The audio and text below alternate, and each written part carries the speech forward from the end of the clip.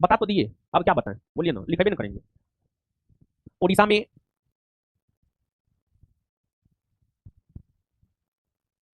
हमारे शिक्षक थे 9 10th में, उससे हम मैथ पढ़े थे। मैथ हम लोग की तरफ जो है टीचर सब जो है मैथ पढ़ाता था 3 पेपर पर, मतलब जो है 4 बच्चा रहता, 4 5 बच्चा रहता, 3 पेपर पर जो है 4 5 3 लगा के पढ़ाता था। तो उसका शादी विवाह हो गया था, अच्छा खासा पैसा कमा रहे थे, लेकिन बच्चा उसको नहीं हो रहा था। तो देखिए, अगर किसी के साथ कुछ होता है ना तो उसको पता रहता है कि क्यों नहीं होता, मतलब प्रॉब्लम क्या है। जैसे हम ही को स्टोन हुआ तो हमको पता नहीं कि हमको स्टोन क्यों हुआ है। स्टोन का देखिए कारण क्या है, दिन भर कुछ भी खा पी करके रह जाते हैं। हम एक के बार रात को में खाते हैं, और रात में बैचलर हैं, इतना थक करके जाएंगे, खाना बनाने का कोई औकात ही नहीं बचेगा।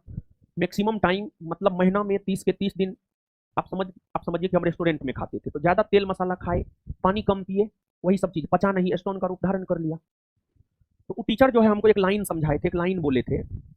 बाद में उसको प्रायश्चित हुआ कि हम गलती क्या किए हैं। तो गलती उन्होंने ये किया था कि उन्होंने अपने माँ बाप को रुलाया था। माँ बाप को, तो माँ बाप को रुलाया था किसी कारण बस। तो वो टीचर हमको एक सीख दिए थे, मैं तुम्हें क्या सिखाया वो भूल गए, लेकिन जीवन में जो सीख दिए थे वो बात याद है।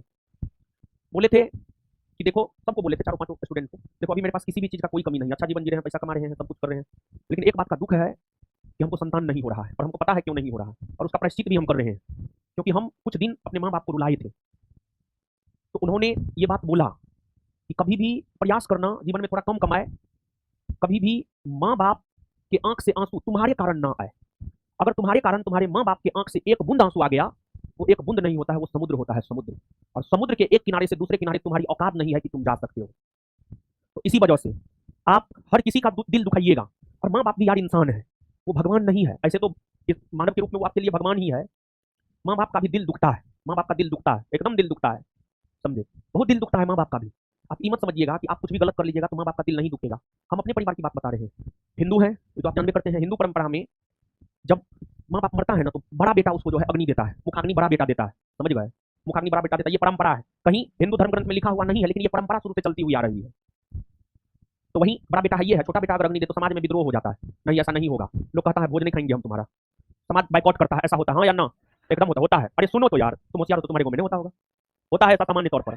लेकिन सुनिए, हमारे बड़े पा जो हैं, हमारे पापा दो भाई, हमारे पापा छोटे हैं, दादा दादा दोनों हमारी तरफ रहते थे। हमारे बड़े पा जो हैं सिंगल स्टार वाले हैं, पुलिस विभाग में हैं।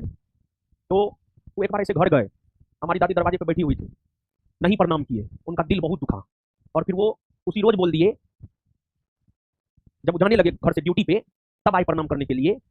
और जब आए थे घर तो प्रणाम नहीं किए, तो हमारी दादी बोली कि तुम हमको मुखाग्नि मत देना, हम छोटका के साथ रहते हैं, छोटा बेटा ही हमको मुखाग्नि देगा। और संयोग देखिए ऐसा हुआ कि जब हमारी दादी मरी, परिस्थिति ऐसा बना, वो थे ही नहीं, कोनो अर्जेंट ड्यूटी में लगे हुए थे, समझ गए, फिर हमारे पिताजी ही मुखाग्नि दिए। तो माँ बाप का भी दिल दुखता है। तो कभी भी माँ बाप के आंख से जो है ना, अभी समाज उसको बढ़िया कहता है, अब जब मुखाग्नि जब हमारे पिताजी दिए तो सब चीज तो बाहर आया ना कि क्यों दिए, तो बात तो बाहर आया, बात बाहर आया। तो माँ बाप का भी दिल दुखता है बाबू, समझा। तो कभी भी माँ बाप शिक्षक कभी भी ऐसा कर मत करना, अरे यार थोड़ा कम पढ़ो, थोड़ा कम ज्ञान हो, थोड़ा कम कमाओ, लेकिन कभी भी तीन आप तुम्हारे कारण तीन इंसान जो है दुखी ना हो, ये जरूर ध्यान में रखना। और जिस रोज तुम्हारे कारण माँ बाप शिक्षक आपका नाराज हो गया ना, और अगर उनके मन से बदुआ निकल गया, अगर उनके अंतर आत्मा से भी बदुआ निकल गया, ऐसे माँ बाप शिक्षक ये तीन ऐसे होते हैं, आप कितना भी गलती कीजिएगा आपका सब गलती माफ होता है, आपको जल्दी बदुआ नहीं देंगे। अगर मे भी गलती से भी बदुआ निकल गया, वो बदुआ लग जाएगा, और बहुत भयंकर लगेगा, ऐसा भयंकर लगेगा कि तुम तेज होते हुए भी कुछ नहीं कर पाओगे। तो थोड़ा ठीक है, पढ़ना लिखना अच्छी बात है। पटना का एक डीएम जो है बोला था हमको, उसका स्टेटमेंट बड़ी अच्छा लगा। पटना का डीएम बोला था, उस टाइम कुछ कांड उंड हुआ था छात्रों को लेकर के, किसी छात्र की हत्या हुई थी, उसमें जो है शिक्षक सबका कुछ ऐसा था, एग्जैक्ट घटना हमको नहीं मालूम है, लेकिन पटना का डीएम एक स्टेटमेंट बोला था, पटना के टीचर अपने यहाँ पढ़ने वाले छात्रों को सिर्फ छात्र नहीं समझे, बल्कि वो अपने आप को अपने पास पढ़ने वाले छात्रों का अभिभावक समझे, अपना बड़ा अपना छोटा भाई समझे, और उनको कंपटीशन वाली शिक्षा के साथ साथ नैतिक शिक्षा भी दे, जीवन जीने के बारे में भी बताए, क्या गलत है, क्या सही है, क्या करना है, क्या नहीं करना है, वो भी बताएं।